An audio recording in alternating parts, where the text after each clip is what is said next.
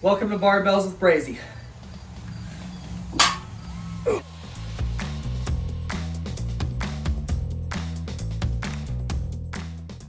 Alright guys, so today we're going to step away from our 6-pack Sunday series and move into some barbell work.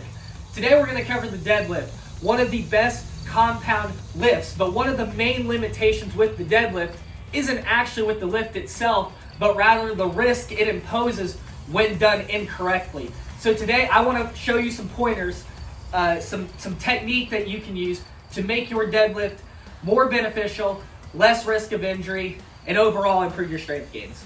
Alright guys, I'm going to introduce you to Abby today. She's going to be our deadlift technician today, demonstrator for us. So the first thing we want to do when we approach the bar is we want to make sure that the middle of our feet are underneath the bar directly. Basically what this will do is it'll pull the bar tight to our shins. So as Abby's demonstrating, she's going to step up to the bar. About the middle of her feet are going to be directly underneath the bar, so the bar is touching her shins or close to touching her shins. That way when she goes down to approach the bar, it will actually be right on top of her shins and she can focus on pushing straight up in one straight motion.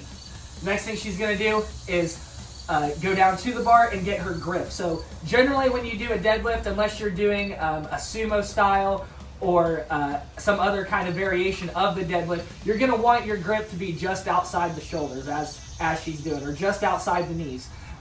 This goes for whether you're flipping a hand or not. We can get into that a little more in the future. But right now she's just going to go both overhand grip, double overhand grip I should say, and right outside the knee, okay? And what she's going to do is when she gets down here, she's going to want to make sure her back is right here at this 45-degree angle. Because one of the problems, one of the main limitations with the deadlift is as people start to increase the weight, what will happen is they will rely on their upper body and they will start doing this right here, okay, as they start to pull the bar up. And we don't want that because this creates all kind of problems with the lower back.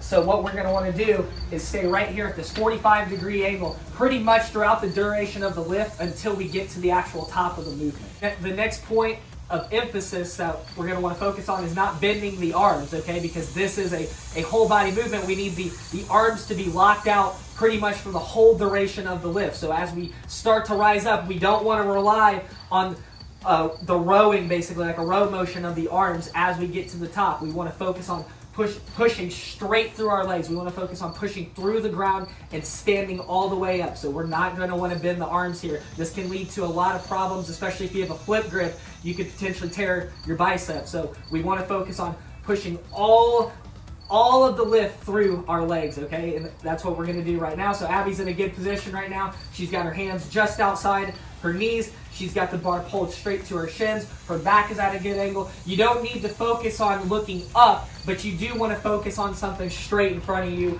to help prevent your back from doing this rounding motion right here. So Abby's going to get in position again, and she's going to execute the lift. So she's going to go down, hands just outside, back at the 45. She's looking straight ahead. She's going to push through the ground. She wants to focus on almost like a leg press. Just push straight through the ground.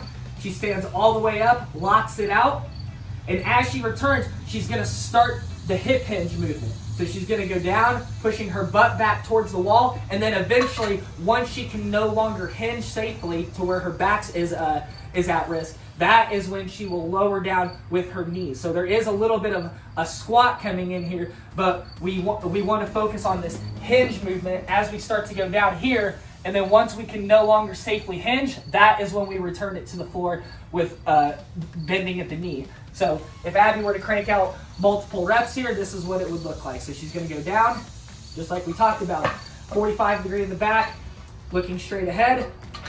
She's going to pull up, boom, pushing straight through the floor. She's going to return it. As soon as she touches, she can go again. And just like that.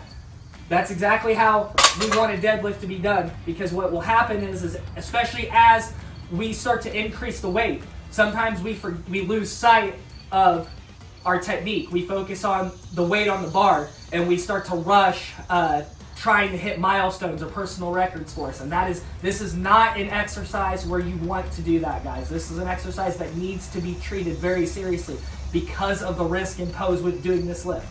It is a great lift, but please focus on having a small ego when it comes to this. This isn't we don't need to break records every time we're in here doing a deadlift. We want to take care of our body. So please, if you're watching your tapes back, if you're watching your lifts, and you see your back rounding, knock off the weight a little bit. It's okay. It is much better to be safe doing this lift, because if you don't take care of yourself, what's going to happen is you're not even going to be able to do this lift at all because of the damage you've done to your low back. So that's going to wrap it up this week for deadlift technique. Go out and get them gains, guys. Please send me your deadlift. Show me what you learned from here, and we'll see you next Sunday.